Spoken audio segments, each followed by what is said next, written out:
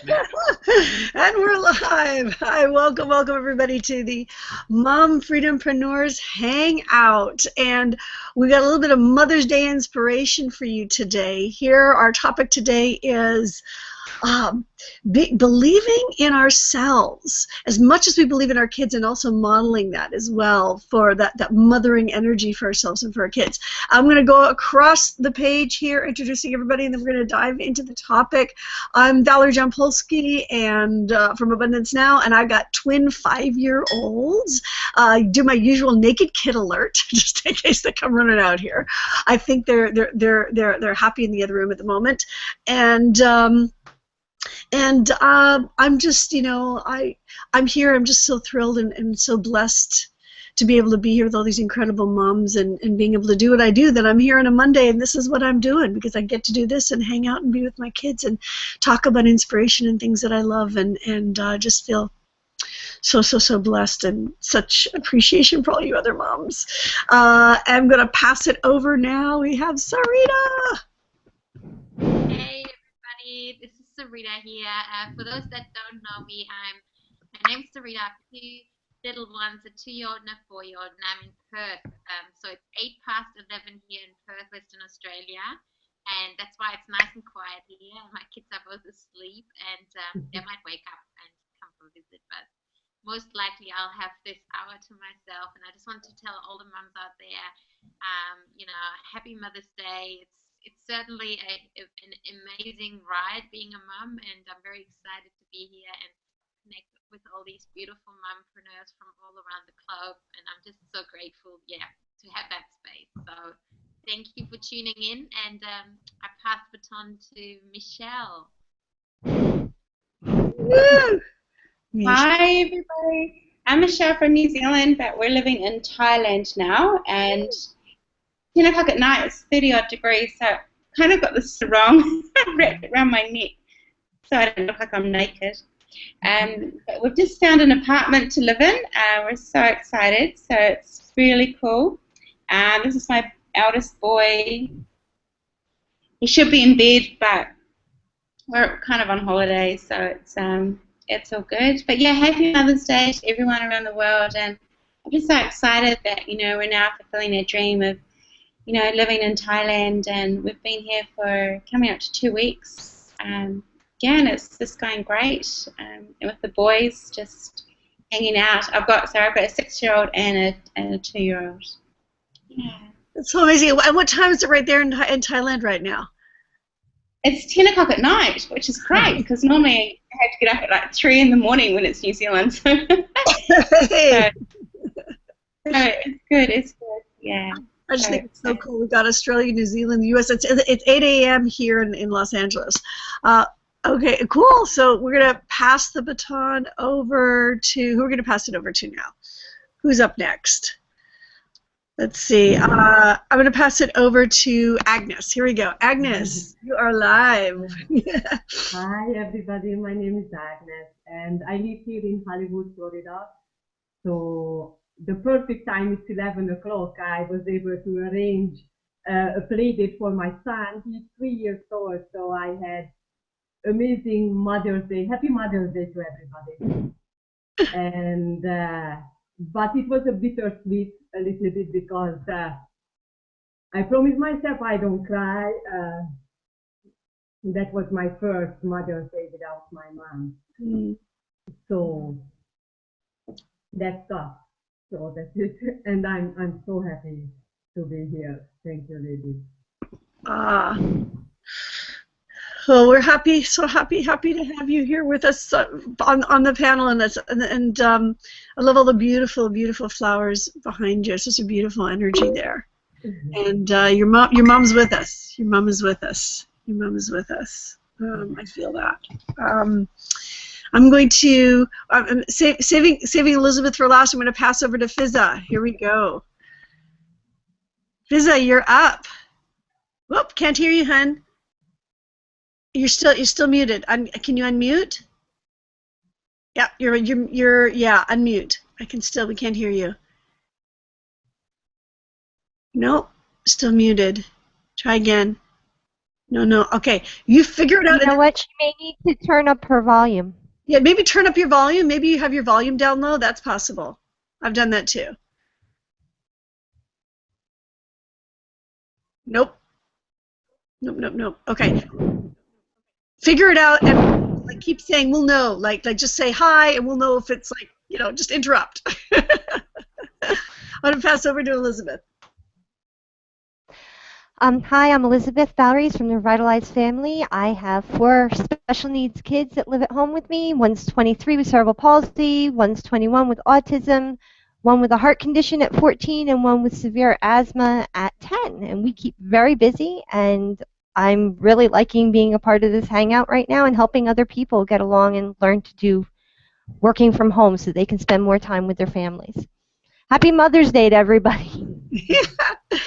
Happy Mother's Day. Look, Sarita's having internet issues popping in and out. And you are, tell them where you are, what part of the world you're in. You are? Oh, I'm in Pennsylvania. I'm on the eastern coast of the USA. And it's 11 o'clock here in the morning. Yeah. I just think it's so cool that we're literally all over the world. And Sarita, you're bouncing in and out. You're back. Yay! I was just thinking, I was talking to Michelle, and she was actually having better internet in Thailand, and I'm having it. The other day I couldn't stream a video from Perth, and I'm like, this is crazy. Michelle has better internet in Thailand than Perth. That's the world we're living in now. So Thailand's actually a very, very developed country. So if you want to travel and live in a cheap place with good internet, Thailand's the place to be. That's cool. While we've got you up right now, Sarita, do you wanna hop in on the topic, or do you want to come in after? Well, I think I might come in after. Okay, sounds good. Okay. So I hear what the other ladies say. Okay. Well, I'll start with it, then we can all sort of chime in on it, and and Fizzo, when you get sound, hop out. I'm trying to. Oh, can you hear me? Yeah, we hear you. All right, here we go. We got you. Yeah. Hello, my lovely moms. First of all, happy Mother's Day to you all. And look what my daughter has given it to me. It's a very great surprise. Oh, beautiful. Yeah, I am from Burke, New South Wales, Australia, and it's 1:15 here. And I am mother of 9-year-old daughter, and I'm so lucky and so blessed that yesterday was full of surprises, one after another. I was so super excited and super pumped and blessed that I got a lovely daughter, and unbelievable. My husband also gave me a surprise. That's totally unbelievable. But yes, and really, I was so blessed that, and then I called my mom in the morning, and I was waiting for the morning, that because my mom wake up very early, so I wanted to wish her.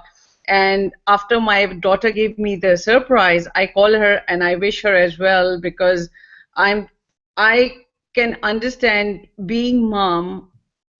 I know that she was waiting for my call.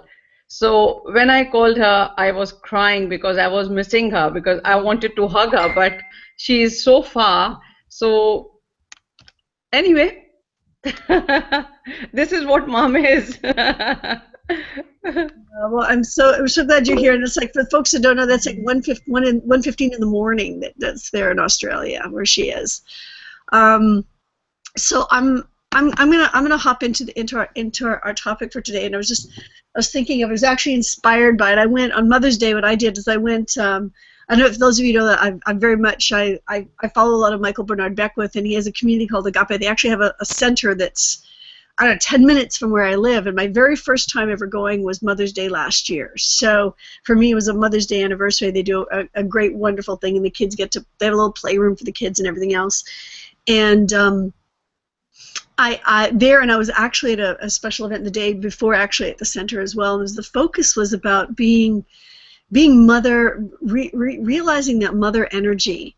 And for folks, even people, men, whatever, it doesn't matter whether you're a mom or not, but really connecting into that mothering energy of when we were mothered and mothering ourselves.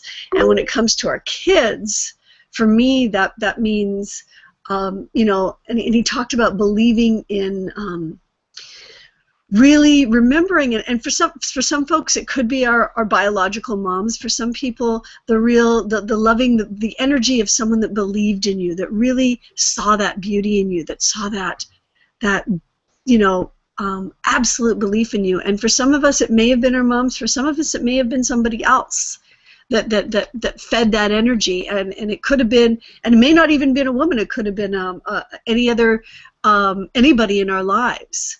But provided that mothering energy of really that someone that believed in us, because so much like we believe in our kids, and then sometimes forget to believe in ourselves.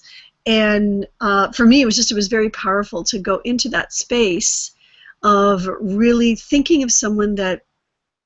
And for some, it very well might be our moms, or it might be a combination of all the people. Think of all the people, our moms, and everybody that has ever, you know, mothered us in the sense of that absolute belief in yourself, believing in you, someone that saw that special, precious, incredible value before it maybe even manifested on the outside, right? That they saw that, they believed of something, that your uniqueness, of something that is absolutely incredible in you. It's that feeling, it's that energy of taking that in and holding it, and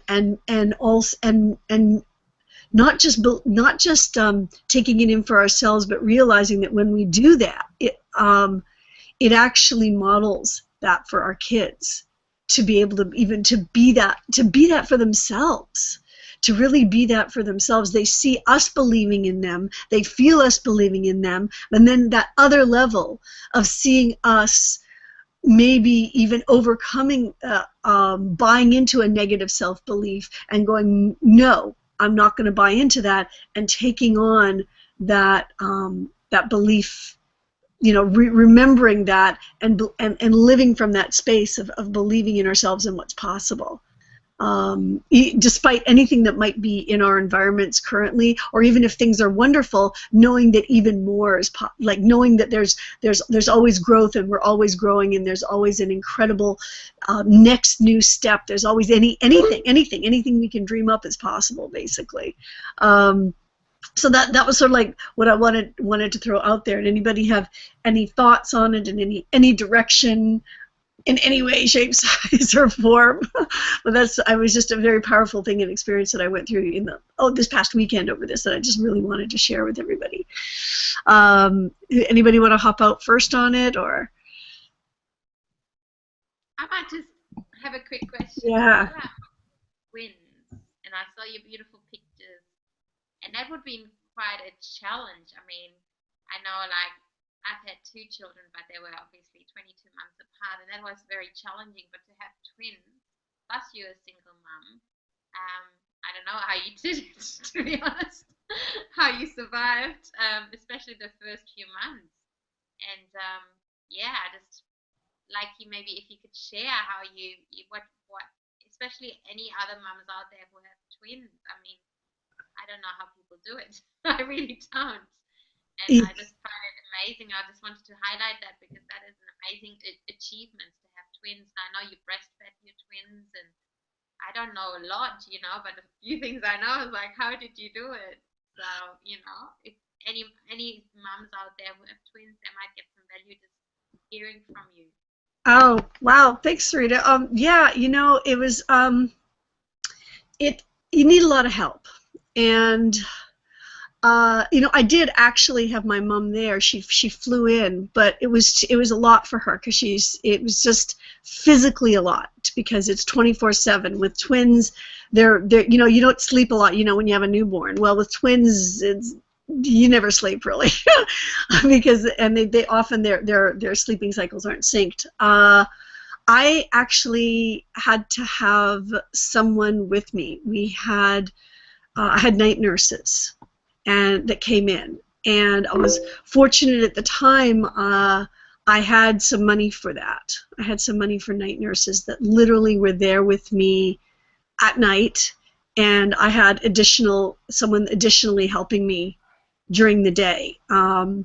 Because I actually had to have an emergency C-section. They were born early. They were in the NICU unit for the first 17 days of their life, which was really hard for anybody that's ever gone through that. And I just said I had to do whatever it took.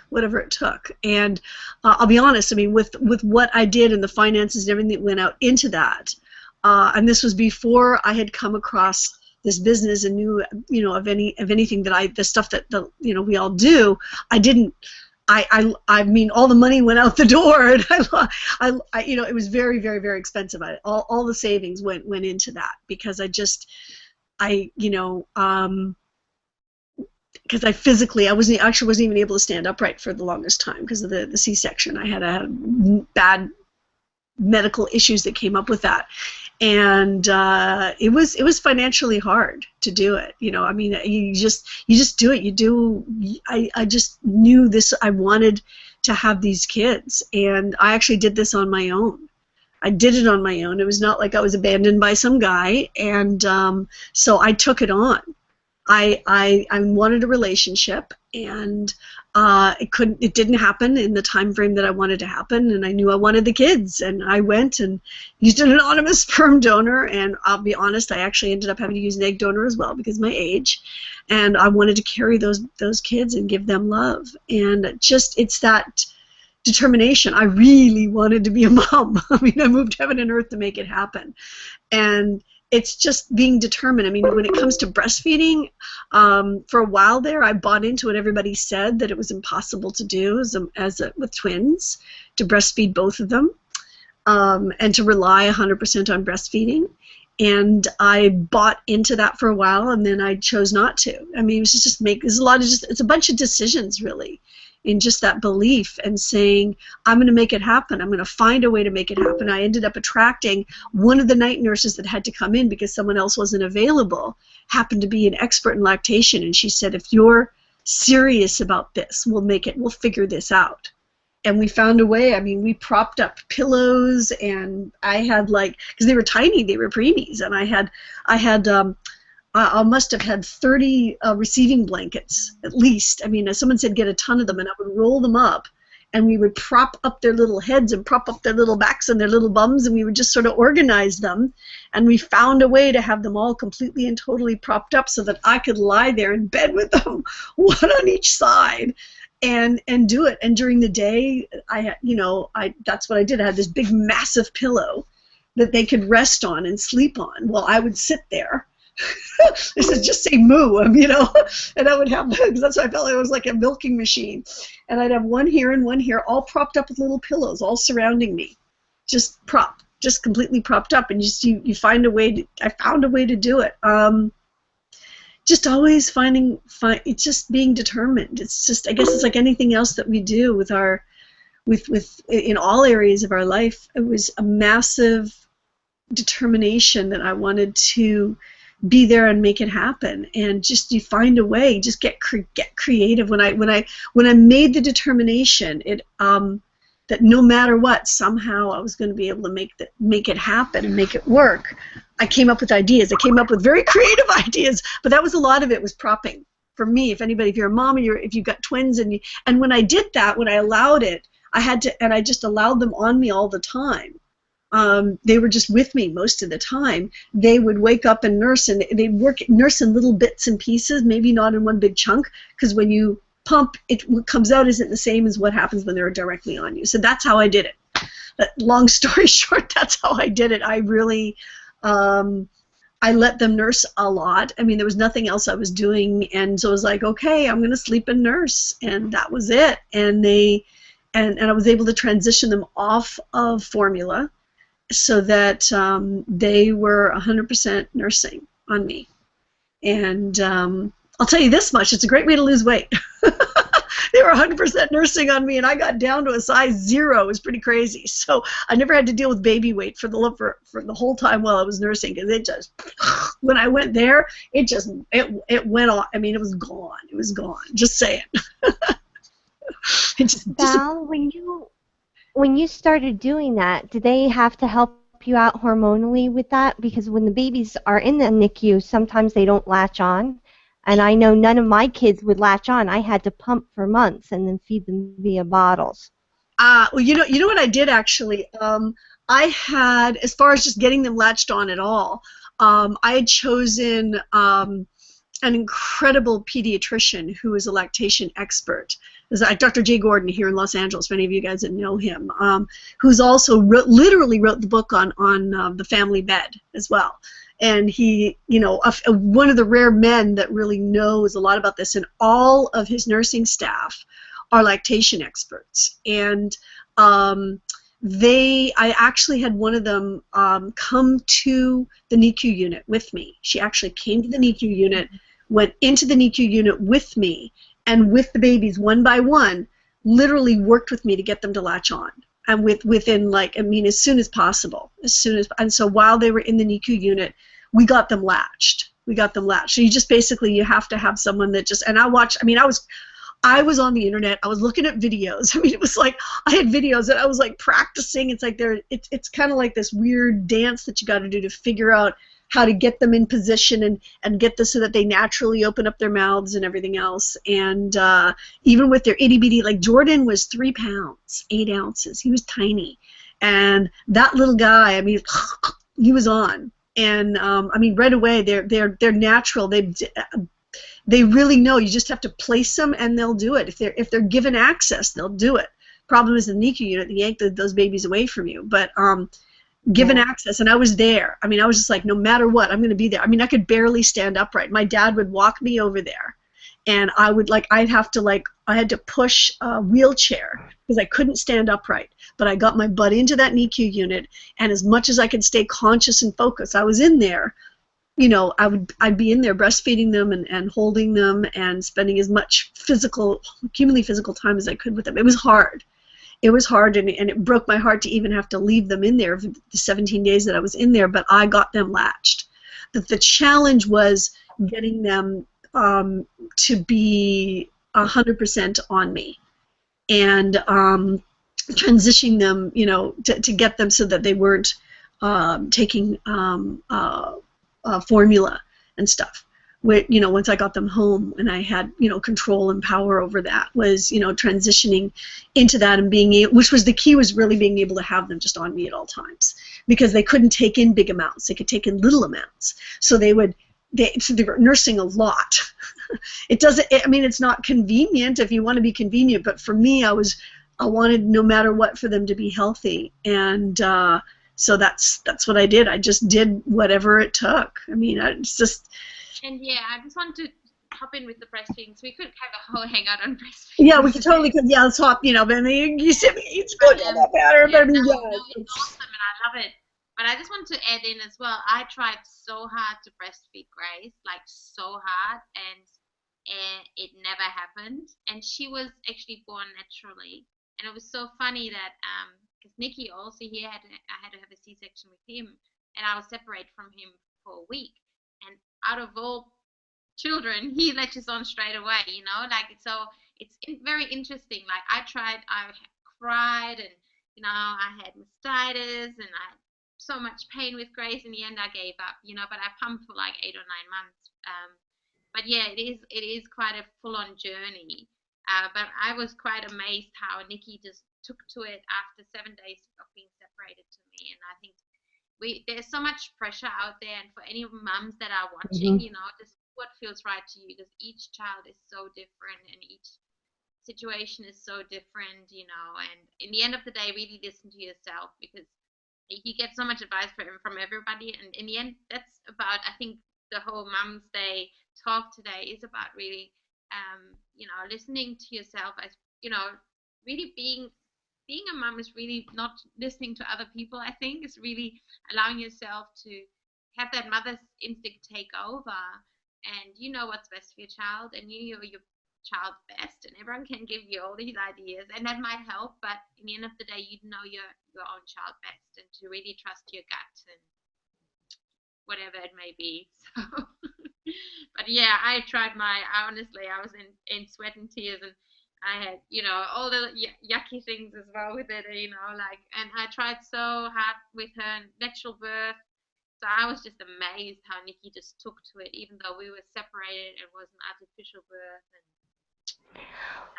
every child is so different. So I've seen both sides, and Nikki's actually still breastfeeding, believe it or not, which is crazy because I travel quite a bit, and I don't actually pump when I go away.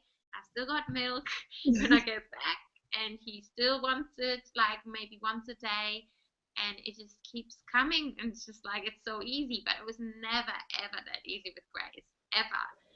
Well, It's just very interesting how every child is so different, and your body, how your body works, and yeah, and it's also I think very stressful on the body to breastfeed. So that's one of the things that a friend of mine, because it pretty much they take all your nutrients out. So that's why a lot of women stop breastfeeding too, because it kind of takes your energy. So any of these men watching out there, we're having this most amazing subject. No, the reason that I had asked Val about it is because 3 of my 4 were preemies, and Nars was in the NICU unit for a month and a half, 2 months, and we were in and out, and Katie was in for 2 weeks, and Kendall was in for a month and a half, but no matter what we tried, it just didn't work, and you have this huge feeling of guilt, like you're shortchanging your child or something, and people want to help, and they don't realize how upset you are, and it actually sometimes makes it feel worse. So I just figured if someone was in that situation, since she was able to do it, that maybe she might have some advice on it. Yeah, I mean, for me, honestly, I had a lactation expert. So I looked it up online, but I also had a lactation expert physically with me, like physically holding my breast up, and because I mean, I'm going into position right. You have to kind of like lift it up. I mean, there's a strategy to it that you have to use your hand and get their face in a particular position and hold them. And I literally had somebody with me physically do it, like literally, like here's how you hold the head, here's how you do this.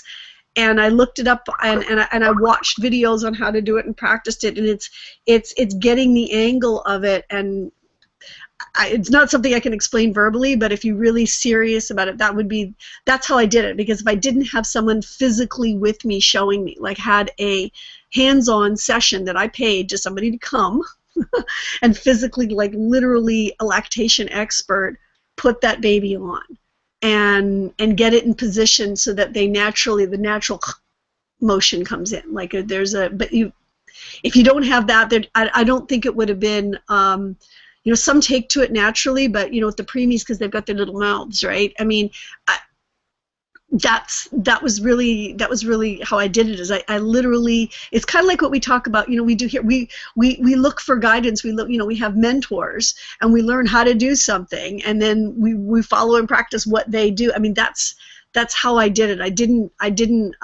I got somebody physically with me who worked with me one-on-one. And then I practiced. I mean, that was really how I did it. I don't know if I would have been able to do it if I didn't have someone that literally with me from the very, very, very beginning, like when they were like days old, working me with that. So that might have been maybe what happened for you, Sarita, is if you didn't have somebody physically with you teaching you when they were like literally days old how to do it. And that's how I did it. And there's some kids. I mean, if I would have picked up a child, the next step if this wouldn't have worked is I would have adopted.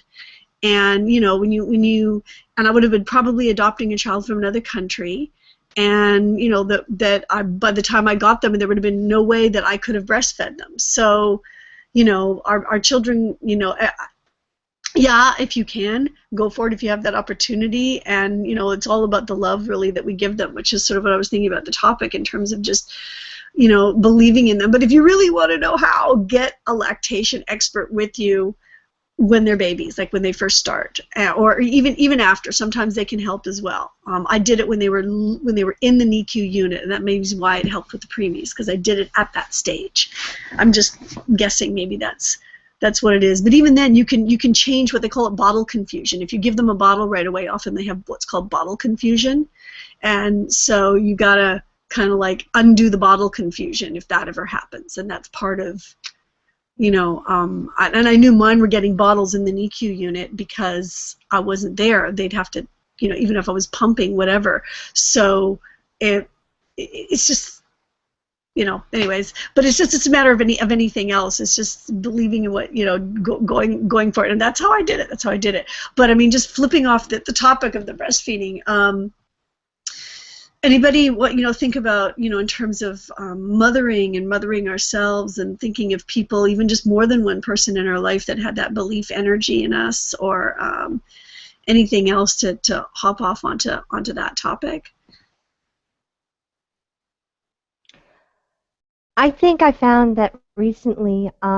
My little one is 10 years old, and usually we're always fostering each other. Everyone in the house, I'm proud of you. You can do this. You can do that. And there are times when we as parents just end up falling flat on our backs. We don't know what to do. We get overwhelmed. And one of the things that I found most interesting is my 10-year-old came up, and she was telling me how much she believed in me and how much she appreciated what it was that I was doing, and that she knew that I could do it. And the ironic thing there is we believe so much in our own children that we forget to believe in ourselves. So when they take the time to do it, it really floors us, and it means that much more. But we need to remember that if we're capable of doing all these things for our children, then we're capable of doing the things that we need to do for ourselves. And we have to take that viewpoint and put it back out there, because when we don't do it, that's when we fall flat. It's not always that we're lucky enough to have somebody there holding our hand and talking us through it. But, having that oomph to go and do it when, we can do it for our children. Heck, if we can do that for them, we need to remember that we're capable of doing it too, because we're doing it every day. We just forget about it. Everybody got quiet. Yeah. We are listening to you, Elizabeth. Yeah. Thank you, Vita. I really feel it's about I mean, can anybody think of folks? I'm just trying to put this in perspective. If there are any, now I'm like blah. I guess what this is about is just really being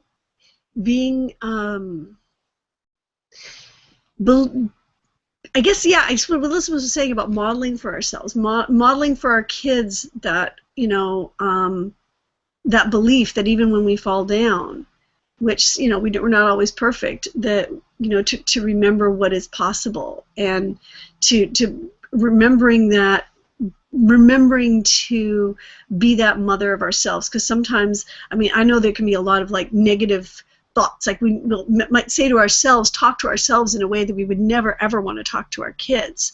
Transitioning out of that, becoming conscious of it, because there's a lot we can do for our kids, but in the long run, they're going to model how we are with ourselves, and even maybe even picking up subconsciously. So it's having that conscious energy and plus we just, we deserve it, right? To be that mother that whenever that negative chain of thought of and of negative thoughts on ourselves come flying in, and believe me, it happens, to be able to find that place of allowing ourselves to mother ourselves in the sense of being that positive, loving mother that really believes in us, in ourselves, despite anything that going on around us, and not like if our kids went off in a negative rant of negative, out loud verbalized all kinds of negative thoughts against themselves, what would we do? How would we talk to our kids if we saw them doing that? Right? To be able to, that the kind of love and encouragement that we would give them so that they could transition off of that way of thinking to be that for ourselves, if that makes any sense. I would like to say something too. I think it's really good for children to know also that it's okay not to be perfect all the time. That's we're human beings, and I think maybe in the traditional way, possibly what I've experienced of maybe from my childhood. So it's like you don't kind of show your children that you're weak or that you have a bad day. But in the end of the day, that's the truth. I mean, we all have bad days. We all have moments of where we're sad or whatever, and that makes us human, and it's actually not a bad thing. And I think sometimes people are like, it's like the whole thing with depression, like people are like, oh, I'm not feeling very good, so I've got to get on tablets because I'm meant to be feeling happy all the time. And it's not true. Life is not like that. People, possibly you go out of a relationship or someone gets sick or you lose a pet, and it's not natural for you to be upset and to feel your feelings and also to model that for your children. No one's ever always happy because life is not like that. And I think that's also really important to not feel bad when you have a bad day, and to let your children know that it's okay, because that is just how life is. And to not to condemn yourself for not feeling the best every day, and just making the best, just really being transparent. I think that's what I'm trying to do with my daughter and my children. Like, I don't want to lie to my children. I want to be extremely honest with them with everything. Some parents might think otherwise, but to me, I really want us to have that close relationship with my kids, like they're my best friends, even though some people think that might not be the right way either. But I don't really care, because I really want to have that with my kids. I want to have that close bond. I want my children to know that I tell them the truth no matter what. If mommy's upset, so be it. If you're upset, so be it. And then we can talk through it, and it's not the end of the world. But I think the moment you start suppressing things, be it, you're trying to be happy for your children or whatever, they're gonna, in the end of the day, kids know. Like, kids are so smart that they know. And so I think the more you suppress something, the more of a problem you can actually create. It's like that pushing down that ball underwater, and it gets way more, like it jumps up, and because you're just suppressing it. And that's kind of and that's another thing. Everyone's parenting style is different, and that's another thing. As a mom, and anyone who's watching out there, you might have a total different belief to me, and that's cool, because that's the beautiful thing about being a mom, is that you are the mother of your children. No one's going to take that job ever off you, and you got to do what's right for you and your children. And every child is different, and that's why that is such a beautiful thing. And we are so lucky to be the parents, to be the mothers, and have that really strong bond with our children, because we, in the end, do know best. We know best. Not your mom, not your dad. You know your children more than anyone, and that's such a beautiful thing. Just trust your heart and trust your gut, and you know what to do. So. That's brilliant, Sarita. That's absolutely brilliant. And I guess for me, is having been someone that has gone through deep depression, is modeling for the kids, letting them see what's going on, and then having them see me pull out of it. Right? For those that may be struggling with not just a bad day, but more than that, a step possibly beyond. And I think that's incredible. It's like to be able to show, yeah, I'm having a bad day, and watch me come out of it.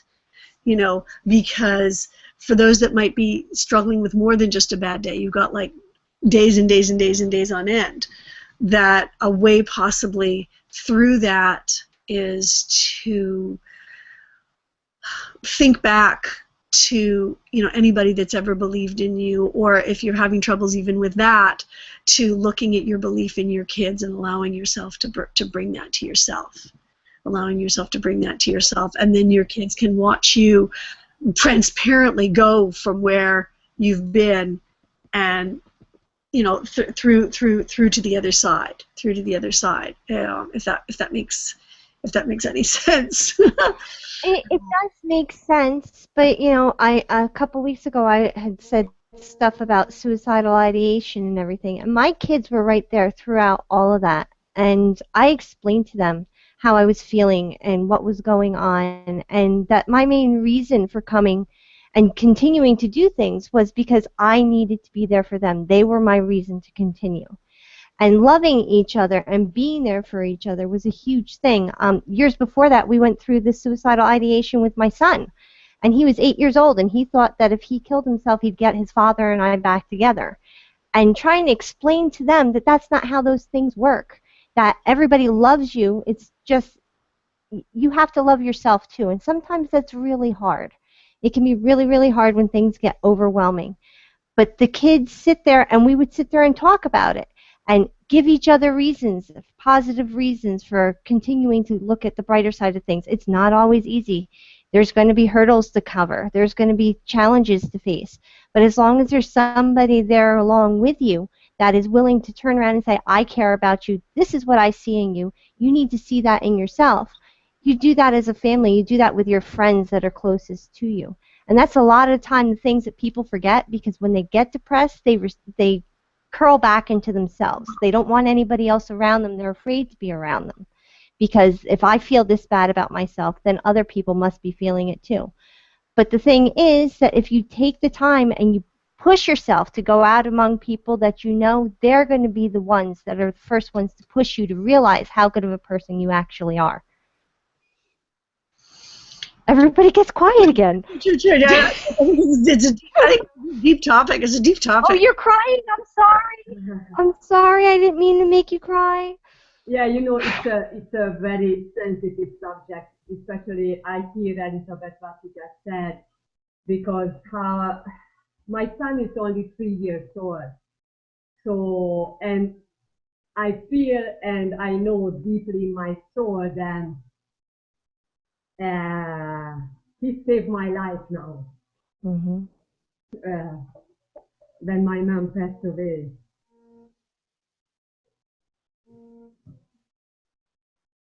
Okay, somebody else. And I think it's so beautiful you're sharing, Agnes. Like, thank you for sharing, because you're like, that's the beautiful thing about this hangout, because by us sharing our pain and our struggles, we help others, you know.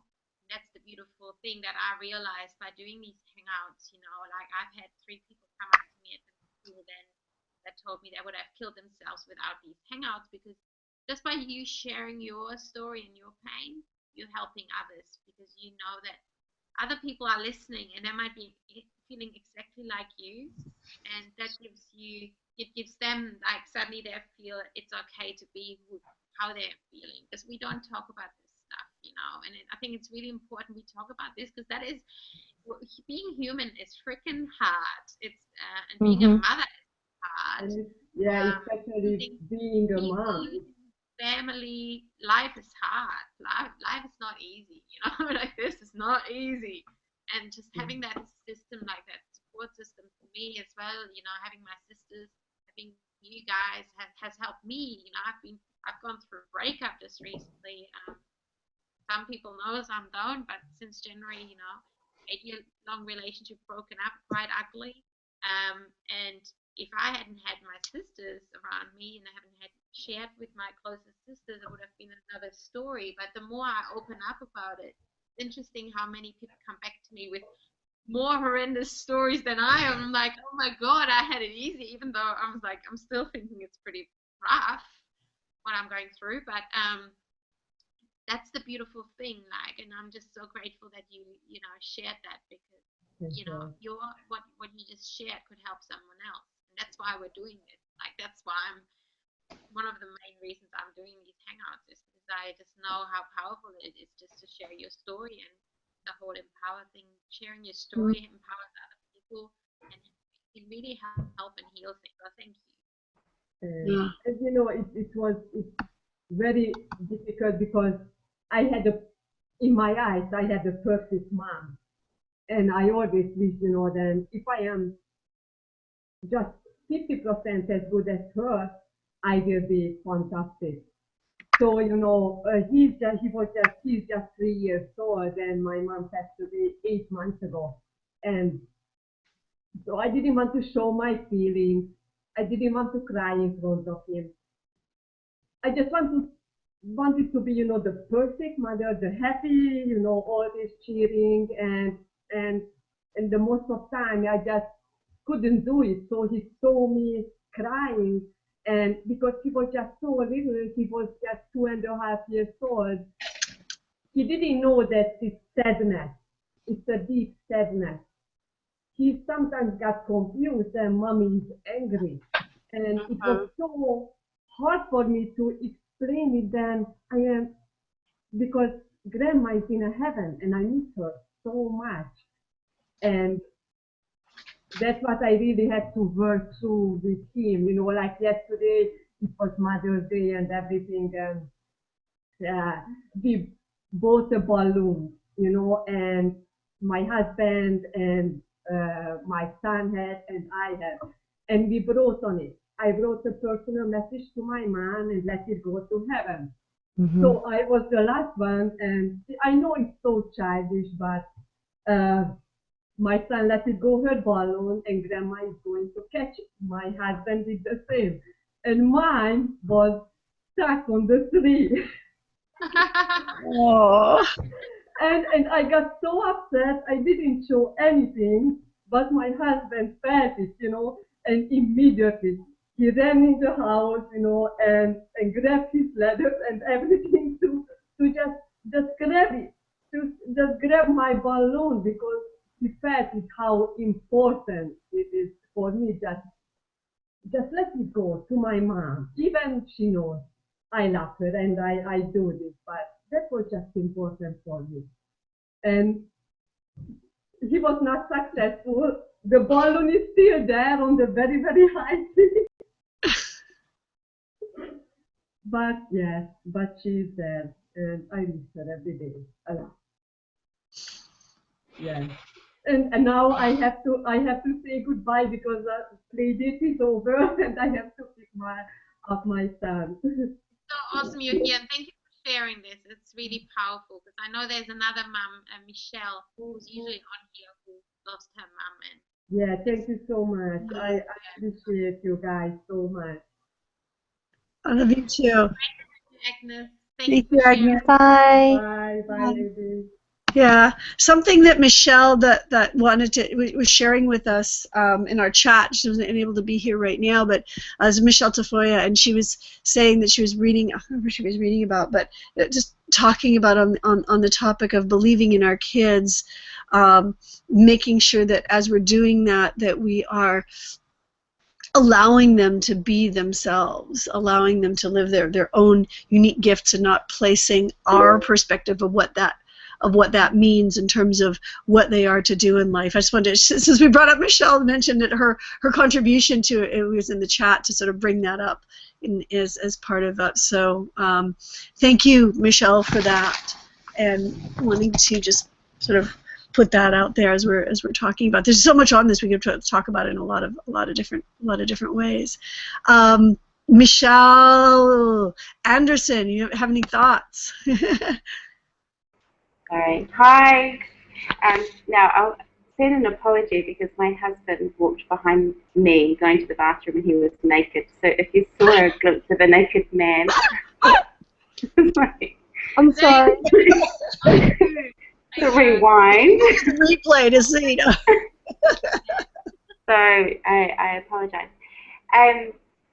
Yeah, so as you know, so we're traveling with their children, and traveling is awesome, but it comes with a lot of challenges as well, and it really kind of makes you rethink of how you act as a parent, because you just have to keep your cool and just be calm, because you know my husband, he had his bag stolen in Singapore airport with the passports and the cameras, and he managed to get it back, but you know we still had to stay calm because he had the two boys with him. Rocco, he's the 2-year-old, he put our credit card in the toaster and it burned. You know, and when you're planning to be away for like 3 years and you only have 4 cards to get money out of, it's like you just have to laugh at the situation and go, you know, it is what it is, and just move on and explain that, you know, it's not the right thing to do, but it makes great travel stories. But it's just, and having the kids believe that they can do certain things, and they have to have a lot more responsibility now, moving around, carrying their own bags and getting on those trains, and just being aware where we are as parents if we're walking, in a crowded place. Obviously, we have to keep, extra eyes on them and hold their hands, but. And I'm really, really proud of Ludo. He went for a walk up a mountain, and it was a monkey mountain, and it was 500 steps just to get halfway, and then it was like a goat track up to the top. And my husband went with him, and he said it was pretty hair-raising stuff. And Ludo, he just did it, and he didn't complain once, and he came back down, and he was so full of energy. Because he just, he's just been given that belief that anything is possible and he can do it, and he just pushed himself. And then that night, we're so tired, it was hot. My husband's tired because he walked up the mountain. And then it's like, Mummy, it's your turn, let's go tomorrow. He was just buzzing because he just did it, and it's just, to us it's awesome because we instill in them that, they can do anything. And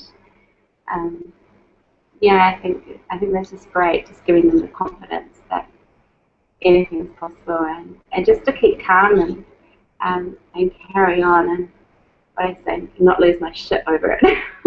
Excuse my language, but it's really how it is. But it's good. I love you telling stories. Yeah. There's interesting food. It's great. It's challenges. It's fun.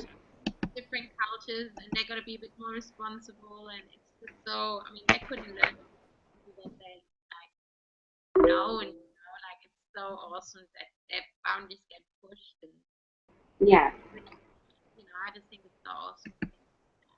Yeah, because everyone has to stay calm.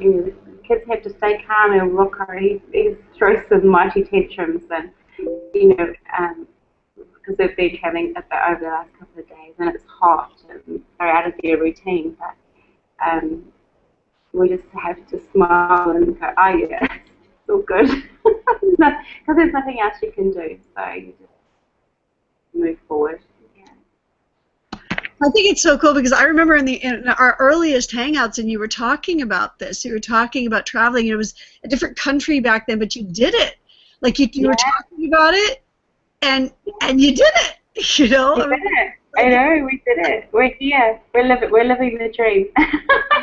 and I was thinking about with your kids. You talked about it. You planned it, and you made it happen. Yeah. How powerful is that? Just that alone, even whatever it is that your kids want to do, it's like you're modeling that. It's just, I think it's the coolest. I just think it's cool that you believed in it, and even I mean, all kinds of different things came up, and you had different decisions to make about where we're going and what we're doing and how we're doing it, and you just kind of like moved through it and made it happen. We just set a goal, and we put a date in place, and we just worked towards it. And we had to renovate our house and get it finished and get it rented and packed. And there's a lot that goes into leaving, going overseas on a one-way ticket. I have one question, because did you have to register for homeschooling, or? Mommy, can you help? We haven't done any of that yet. We're just, over the next couple of weeks, we'll just see how the town is and what we're going to do. And I'd like to put Ludo in the government school here, do half and half. So he's at school for a little bit, just so he can meet the Thai children and learn the language. And because someone needs to know Thai, might as well be him. And then homeschool, because I've got Rocco as well. But they learn. I mean, they've met monkeys, they've met elephants, and everything. Well, yeah, I totally, I honestly think, and anyone I've talked to who's actually done it as children who've like lived half a year somewhere or a year somewhere, they've all said it's been the best thing for the kids. Like the parents say it and the kids say it. You know, I know how much I've learned from traveling, but even as a child, really living in different cultures, you can see how much that But it'll be good because next week I believe we're going to talk about the homeschooling and public schooling and cyber schooling, and it's all quite new to me because Ludo's only 6 years old, so it's good to know what's out there for us. I think I'm just so tired that you're doing it. I think your children one day were going to be really grateful to that you opened their minds that early. Yeah. They know they can survive in a different country with a different language. It just opens your mind to such different. I think it's awesome. Yeah, thank you. Yeah, I mean, even just my parents were here when I was 10, took us on a trip, and we went to France, and we went to England, and we went to Israel. We went to a few countries, and I mean, it was just even just that short trip. I mean, just imagine so much more of what it's going to be for you. I mean, I remember that. I treasure that, and it's something that inspired me, frankly, to travel. Even older, just being aware of other places and other cultures. We lived in Canada. We came to the States, and we went. We drove through. We went and saw different states and different places, and everywhere, everything was slightly different. Just seeing that there's different places and different cultures, and I mean, it stuck with me. And all we did was a couple of trips. I can just imagine how powerful this is of what you're doing. Yeah. Oh, good. All right. I'd love you to share a little bit.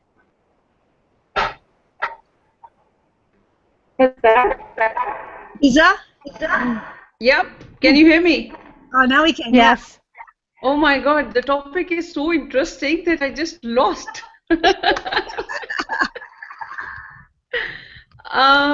Yes, I have so many things to share with you all because my background is totally different, and I came to Australia with my 3-year-old daughter.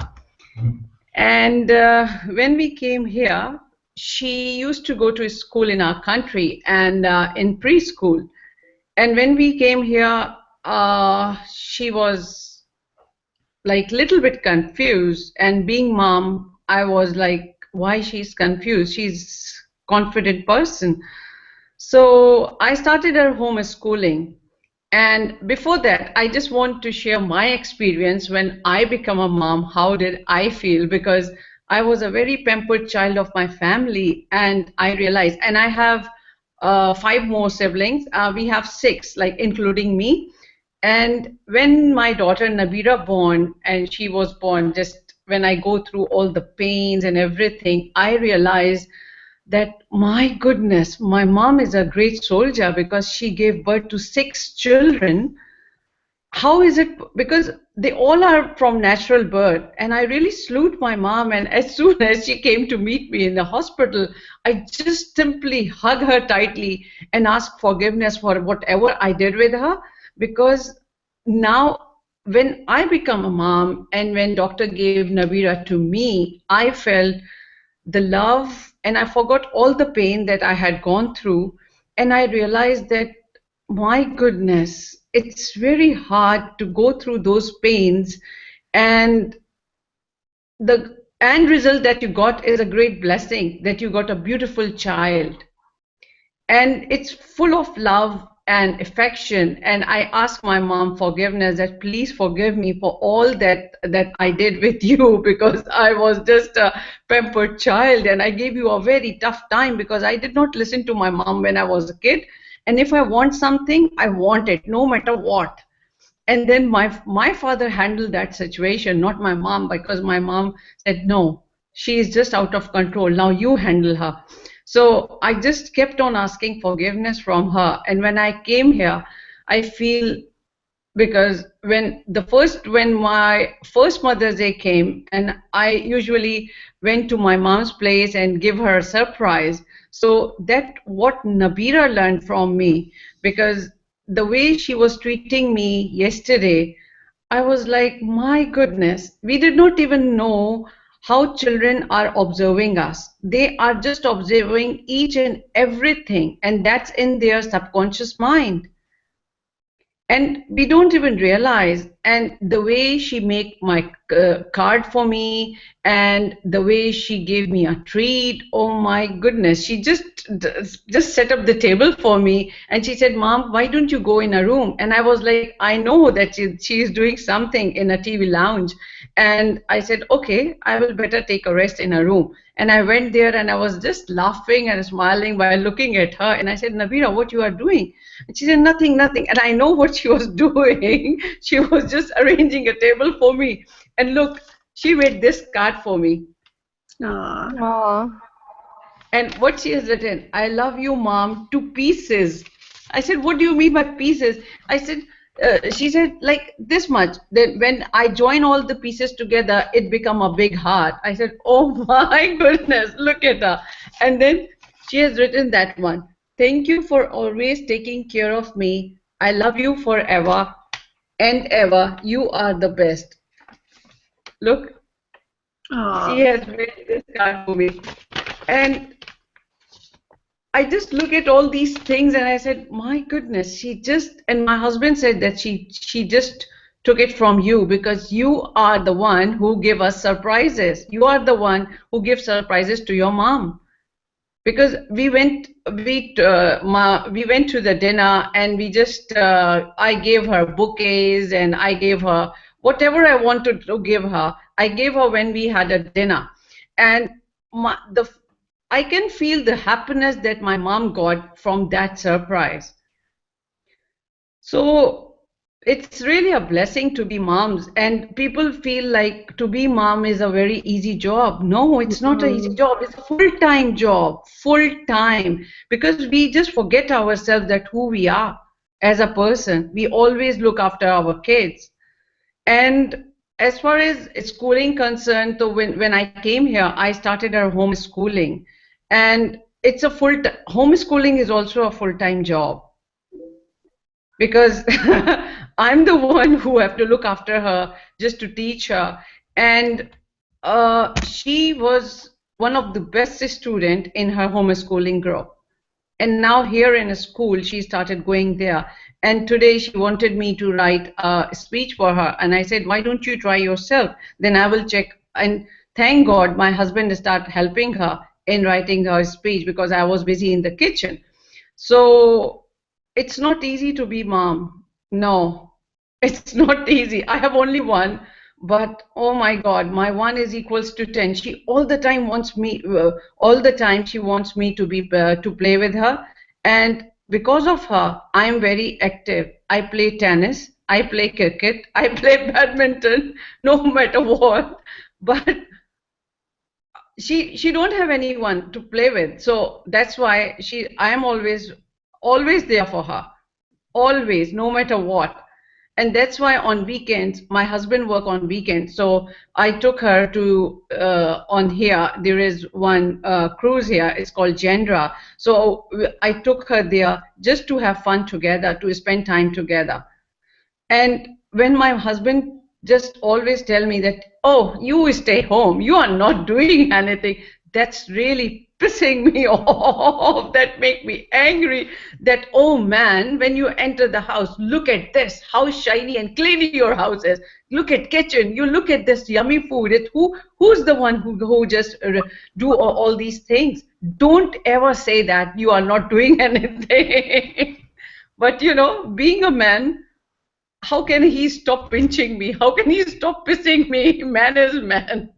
So that's the thing. And when until you break a leg or something, then they will understand how much you can do. But I know, but Sarita, you know, when you being a mom, I also want appreciation, that appreciation boosts all of us. So we want appreciation to do our best of the best. And if I come to know, like you tell me that you did not do anything, you are just staying home whole day, you have your own time, but Oh, who who just explained him from desert bowl to toilet bowl, you have to do everything by yourself no matter what. So I think they don't understand how much we actually do. yes, yes, they never ever actually they never try to understand that, because once they understand that they I ask him that if I start charging per hour for this, I earn more than you because I'm 24/7 available.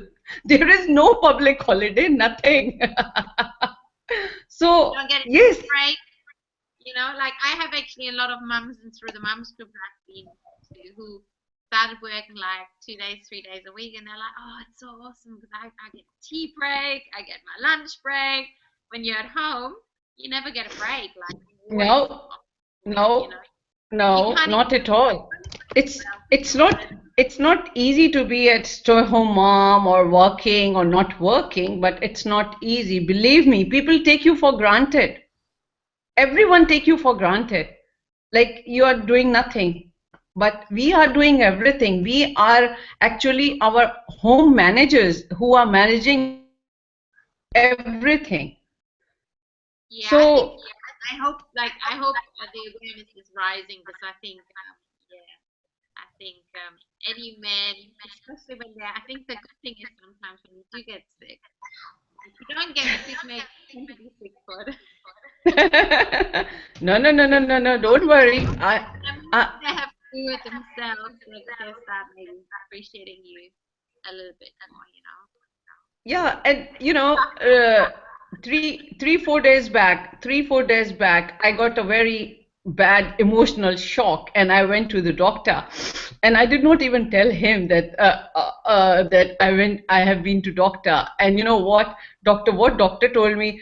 Hey, lady, you got a broken heart syndrome, and I was laughing like a crazy man, crazy. And he said, why you are laughing? You are not in a good position. Look, your heartbeat. Look at this. I said, forget it. Forget it. He said, if I will say something like this to some other person, he will start acting like a sick person. I said, no, I can't. I don't want to act like I am going through this problem.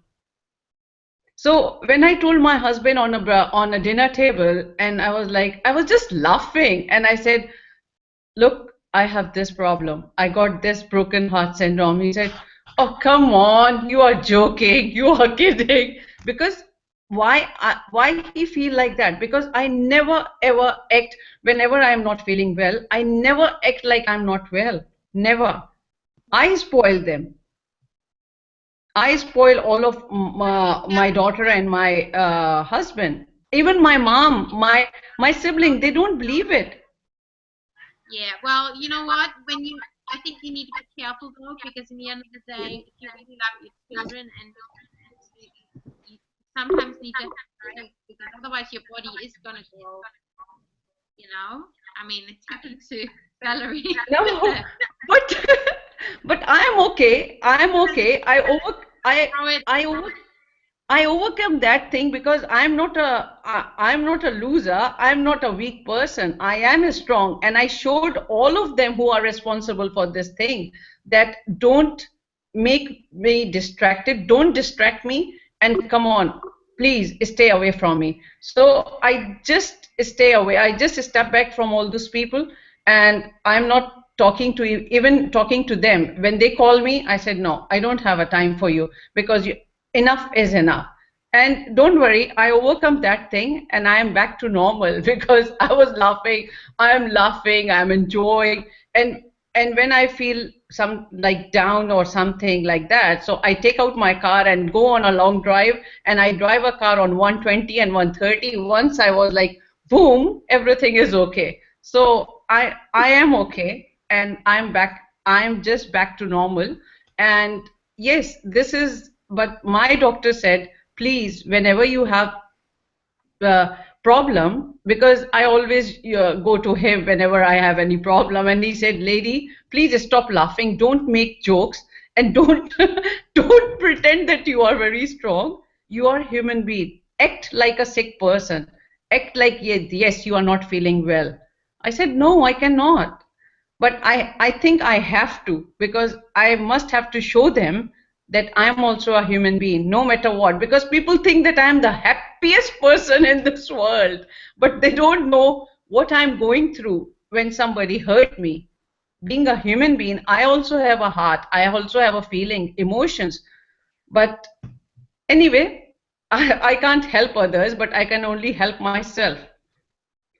So I'm trying my level best, and I start listening to Awakening the Giant Within, and I start reading, and whenever I don't have a time to read, I just start listening to the audiobook Awakening the Giant Within, and I just connect with my inner self, and that's the real giant within myself. So anyway, nobody will be nobody will be successful in breaking me, that for sure, because my God is with me, and I am strong enough. Sorry? Wow. I mean, mothers, we are very, very powerful and very strong. We pushed out those babies, you know. So Yes, yes. we can push out those babies. We can do anything, you know. But believe me, Sarita, believe me, in last 3 years, I never ever been to that emotional roller coaster ride that I had in last 3 years. And I think everything happened for a reason. And those emotional roller coaster ride make me very strong. And I always take those things as a lesson, not as a punishment, not as a mistake, as a lesson. And that really helped me in guiding my daughter not to do those mistakes which I had gone through. So, and I'm really thankful to all those people who are responsible for all these things, that because of them, I am becoming more and more strong, more and more stronger day by day. And I have a very strong connection with my God. And I got a very good connection when I do meditation. And because of that meditation, I'm becoming very strong, and I'm very, like, I connect with my inner self. So that's the most important thing. And then I realized, while reading that book, then I realized that giant is not anywhere else. Giant is within ourselves. We are powerful human beings. We are very powerful. So why? Because I allow them to use me. I allow them to hurt me. So no more, no more. It's just a matter of detachment. Why should I attach with anyone else so closely that when they hurt me, it's totally hit my heart? And now, no more, no more. I am not allowing anyone, I'm not giving permission to anyone to just use me or to do any harm to me. No way. Enough is enough. And now I start saying, I love and approve myself. For the ladies listening, so the audiobook you listen to, is that by Anthony Robbins, The Giant Within, Yeah. Awaken the Giant Within by Tony Robbins. Yes. And it's a very powerful book. Very, very powerful book. And I shoot a video and I just put it on my YouTube channel as well. Yeah, and that's so powerful, because I mean, what you did, you went into book, you went into, well, somebody, can somebody possibly mute out, because I think we're having it up. There we go. Okay, cool. Yeah, I think it's just so powerful. I just want to kind of like lay out like what some of the things that you did here. You went into, you dug into resources, books and audio and everything, so that you could realign yourself. And I want to throw something, and I think it's powerful, is that even though you kind of went down that rabbit hole and allowed yourself for a short time, that no matter whatever these people were saying, you allowed to take it in, you internalized it as something saying, I'm just throwing out an idea because you say they hurt me, but the reality was what you did was whatever they were saying, you just decided to believe it. Right? Because nobody can actually hurt you. All we have the power to hurt ourselves by believing in any negativity that's out there. Right? The reality, because when you're solid in that great giant within, knowing that's who you really are, and connecting with that with your meditation and everything, that's when you're able to release from it, and then it doesn't matter what they do, it doesn't matter what they say or says or does. You've got that that happiness from within, because it's who you are, and for your, I think what Sarita was saying is, for the process of that, if your kids can see you going through that process, seeing where for temporarily you're buying into something, then see, oh wow, and then mom did this, she read this, she did her meditation, she did this and this and this, and now is back into alignment, right? Because that process is so powerful, and I think it's incredible that you. Oh, we got it. We got the echo. I think that's so incredible and so powerful that you did that. I mean, I could feel myself being lifted as you're telling your story of how, because we all have that, that situation where there might be somebody in our environment that says or does something, and if we are in a place of negativity, mainly because they're not realizing their own giant within, realizing who they really are, and they project it out onto others, and buying into that and being sucked into that whole sort of that negative vortex, where we can just choose to say, I don't believe what you're saying. I don't buy into what's going on, and if it's difficult to be around those people because that's where they're at, love them for where they're, have understanding for their understanding, but don't need to be in the presence of it. And I just think it's so powerful what you did in the process of that. And allowing to see. The thing is, in last 1 year, I never ever cried in my life, never. I just only cried when my father died, and I just cried when I was leaving my mom behind, and on the days when I had a flight for Australia. And in last 1 year, I noticed one thing, that I cried a lot. And when I started analyzing that thing, and I was like, oh my God, this is just because of me. I allow myself to cry. I allow others to hurt me, and I took those things in a negative way that make me cry. And day before yesterday, I was crying like a child. I don't know for what reason. I think I was waiting that somebody, my husband or my daughter, will say something to me, and I started crying like a child, and my daughter was like, and my husband, what happened to you? Why you are like crying like a child? And I was waiting for them to say something, because I was so depressed. I was so down on that day. And you know what my daughter did? She was just tapping me like this, Mom, all is well. Mom, say all is well. All is well. All is well. Mom, all is well. Please, Mom, please, all is well. All is well. You know why she was doing that? Because whenever she cried, I do with her. And she said, come on, Mom, take a deep breath. Mom, take a deep breath. Please, stop crying. Everything is okay. All is well. All is well. I said, oh my God. And then I started laughing. And she said, you were crying and now you are laughing. I said, you made me laugh. So this is the thing. This is the thing, that children observing us. Children are taking whatever we are doing with them. We feel like children are not listening, children are not observing. They are, and they are waiting for the moment when they start doing that thing with me, with us. So I am really blessed. I am really blessed that my daughter, she is giving me a shock one after another. That, oh my goodness, oh, and then that helped me in acting in a more proper way, acting like a role model.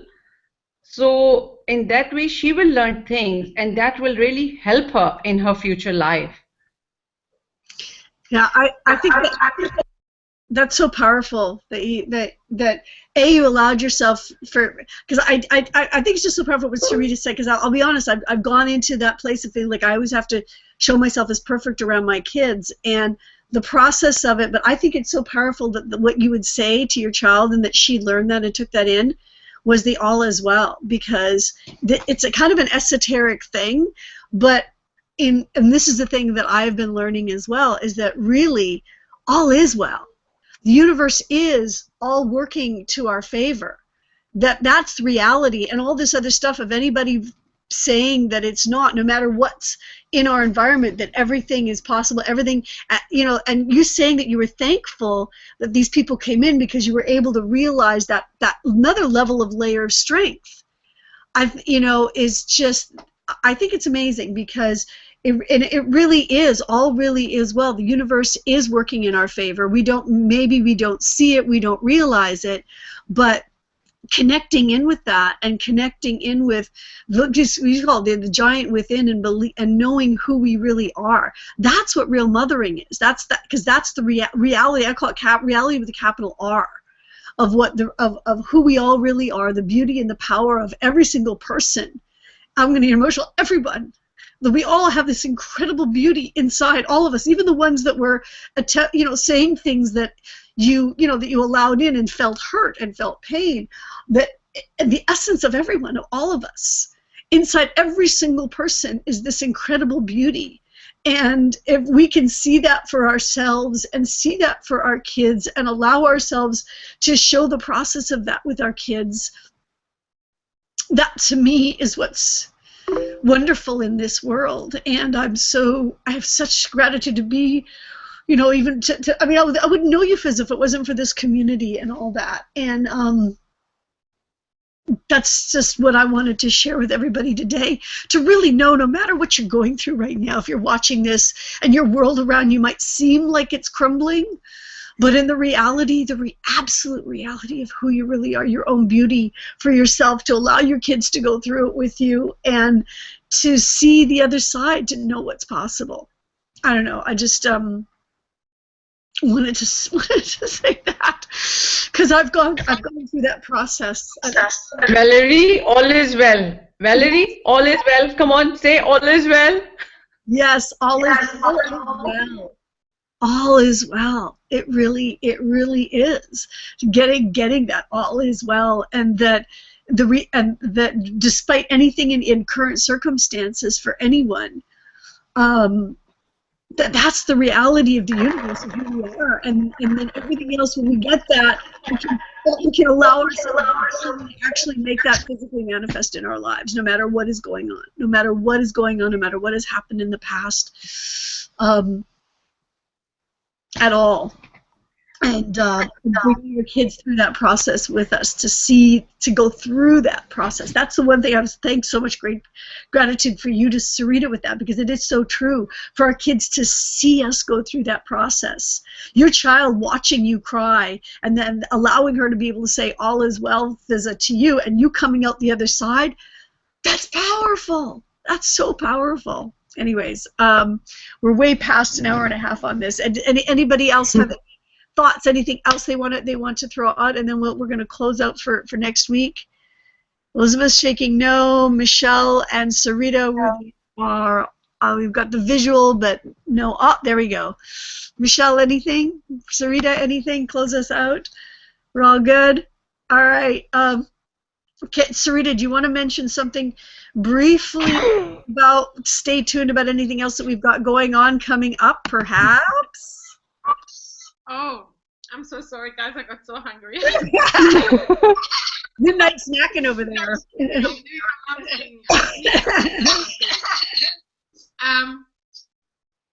We are having something really special planned this week. On Thursday, we're launching something very special. It's actually, I don't know how much I should be saying.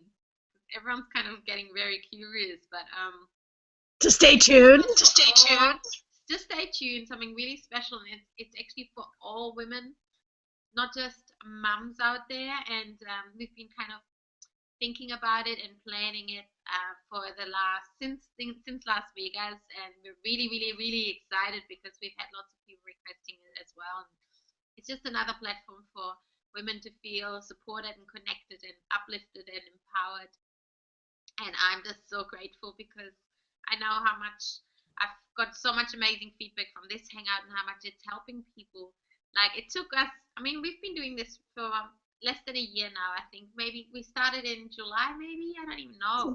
Yeah. And I think we talked about it in June in Charlotte, and then we maybe started doing it in work out when we started this, but it's been almost like a year, but it's really, I've just got so much amazing feedback from how much this is doing, not like just for people in the business who are, obviously you can promote this hangout and make sales from this and make money from it, but it's not about even about the money. It's really about having a platform to share and having that support system as women, as mums, and we want to give something similar to all the ladies out there, no matter if babies or not, you know. And so something really special is happening on Thursday, and yeah, I won't say anymore. That's